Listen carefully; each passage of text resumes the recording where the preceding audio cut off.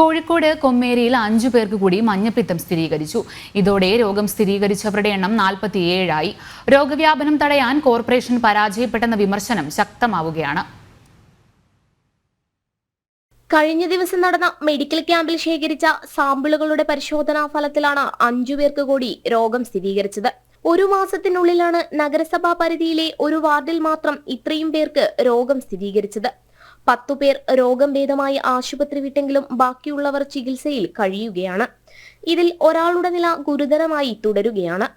പ്രതിരോധ പ്രവർത്തനം ഊർജിതമായി തുടരുന്നതായി കോർപ്പറേഷൻ ആരോഗ്യ വിഭാഗം ആവർത്തിക്കുമ്പോഴാണ് രോഗബാധിതരുടെ എണ്ണം വർദ്ധിക്കുന്നത്. പ്രാദേശിക കുടിവെള്ള പദ്ധതിയിൽ നിന്നാണ് രോഗം പടർന്നതെന്ന് കണ്ടെത്തിയിരുന്നു.